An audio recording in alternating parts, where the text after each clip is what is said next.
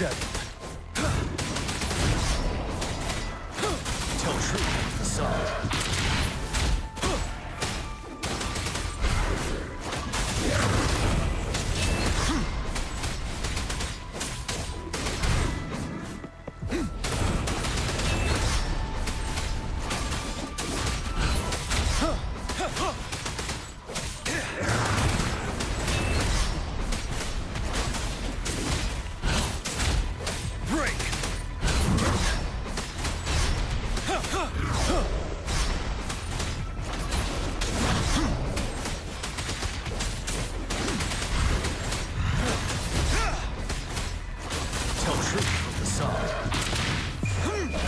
Fear no more.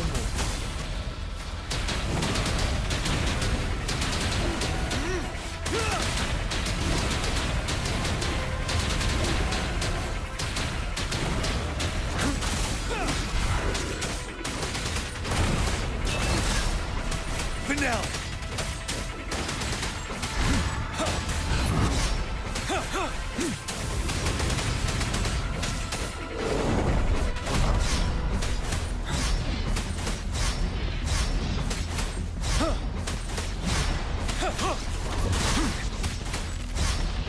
Break! Unstoppable.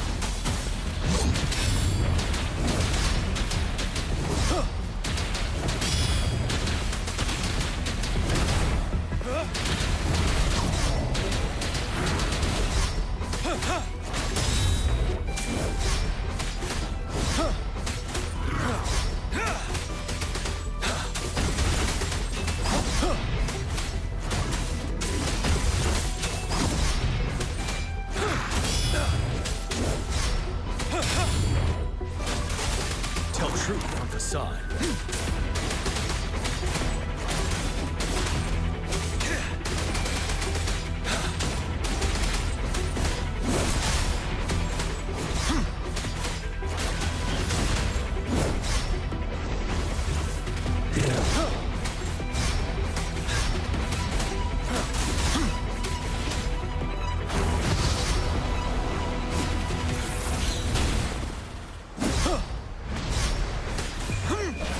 Fear no more.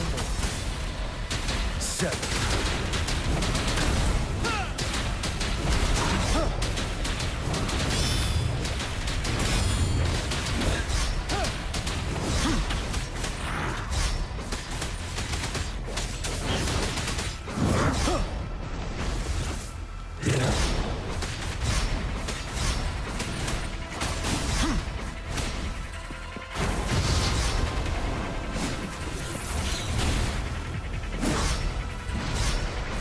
Finale. Tell truth from the side.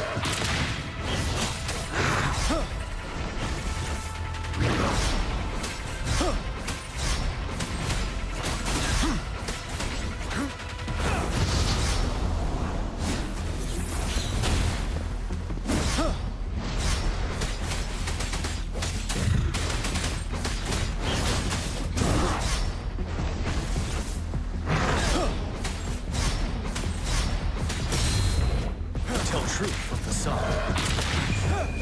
Unstoppable. Settle.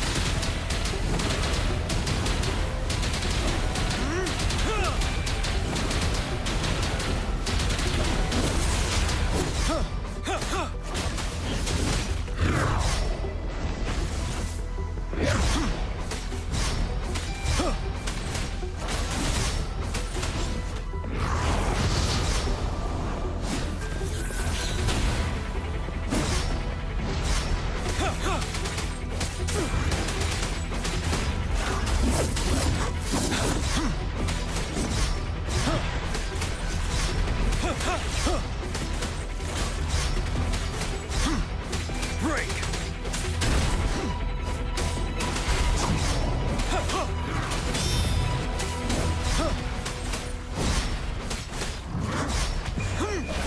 Fear no more.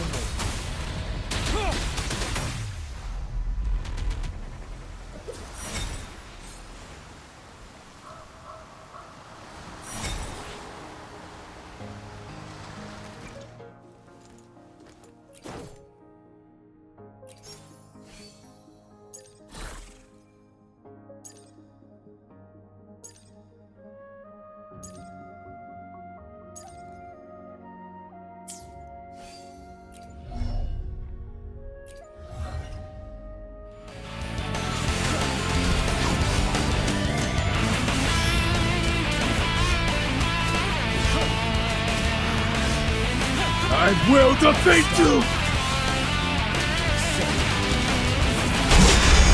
So, it's gonna be like mad. I'm coming for that ants, boy. I don't know about you, but I'm going to go to bed. President Trump?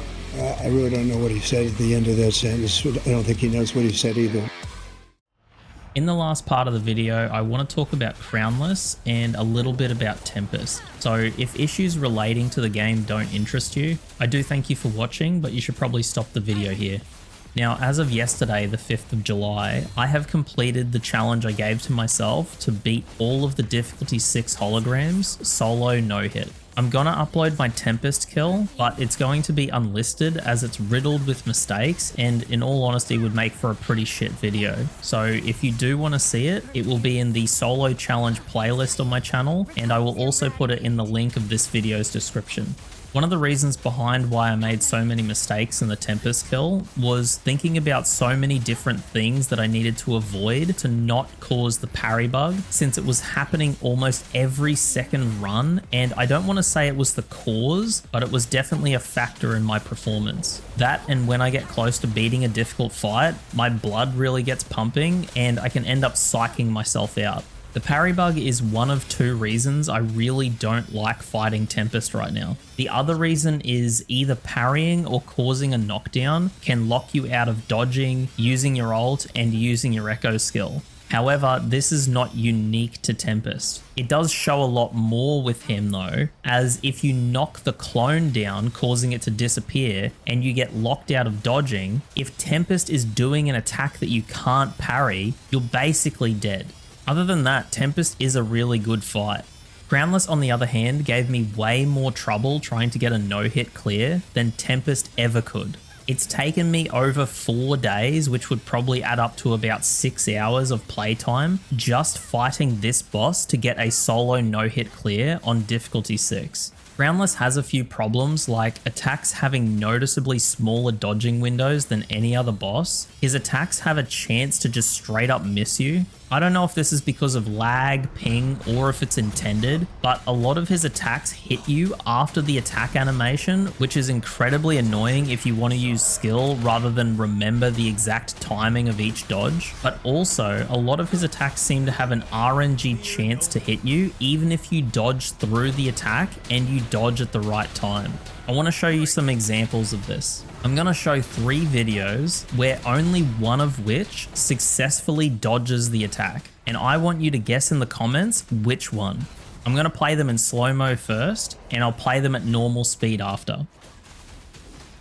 So we're going to pause it here. This is the frame before the dodge is registered by the game, and the next frame on all 3 videos shows that we have less stam because we are now starting to perform a dash to dodge an attack.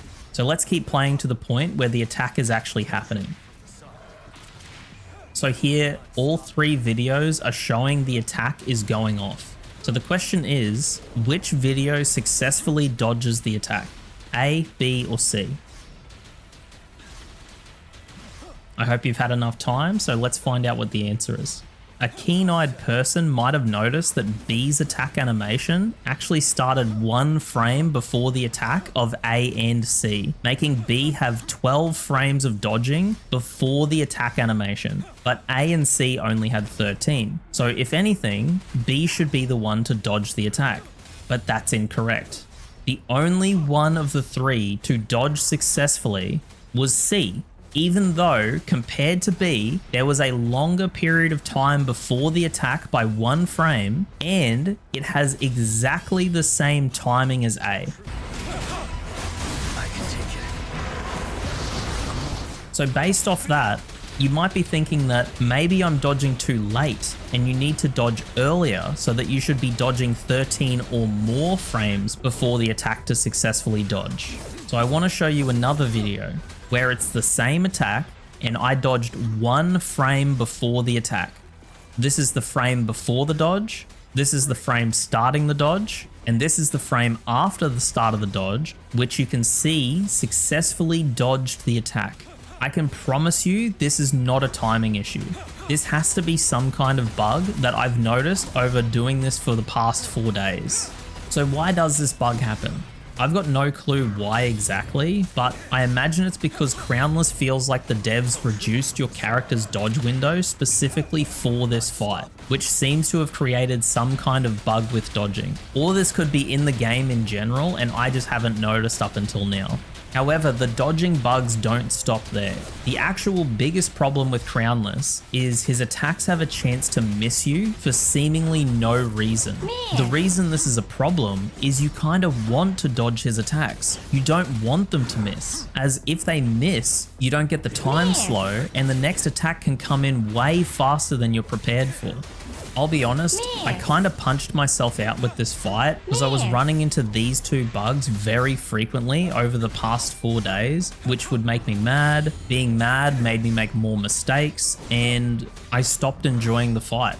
It's the same sort of thing with Tempest. I'm not willing to go back and try to refight Tempest right now just to get a better run because of how often I ran into the parry bug. I do think that it might have been Danjin making the parry bug happen more often, as when I fought it with Jiyan, Jiyan would fuck me over because of the camera, but the parry bug would only happen once in a blue moon.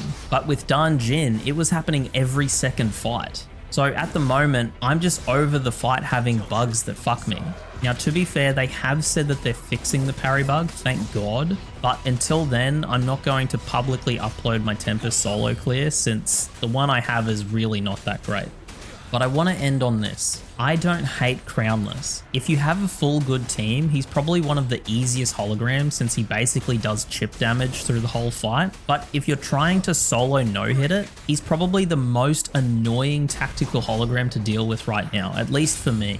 In all honesty, I'd rather fight Tempest with 2 clones, since at least I know what I'm getting with that boss, and parrying in that fight is so strong. But either way, I do hope that you enjoyed the video. I haven't uploaded in about a week since Zenless Zone Zero was coming out, so I took a break for a few days before release, and I've been playing it since not long after launch to give my thoughts and review on the game eventually. But in all honesty, Zenless Zone Zero seems to be really boring so far. I'm hoping things change as I push further into endgame, but at the moment, I'm really not that hopeful. All of the people that I've seen defending Zenless so far remind me a lot of Warframe, where people would say that, oh yeah, no, Warframe was a good game, you just have to play it for 100 hours. The average person is not going to play Warframe for 100 hours. That's why the beginner experience is so important. The beginning of Zenless is so boring. Like, I had to take multiple breaks. I didn't have to do that with Wuthering Waves. I didn't have to do that with Honkai Star Rail. I didn't have to do that with Genshin. I didn't have to do that with Honkai Impact. I didn't have to do that with PGR. But Zenless is different. The beginning is not necessarily all mind-numbingly boring. I do think that the animations that they play in the beginning of the story are pretty cool, and I do like the animation quality, but the game and the story itself really falls off very quickly. I'll give my full thoughts on the game when I actually make a video on it. I don't know when that will be, probably be in a few days or maybe even a week, but I want to make sure that I at least get close to endgame before I give a proper review. So until next time, YouTube, I'll catch you later.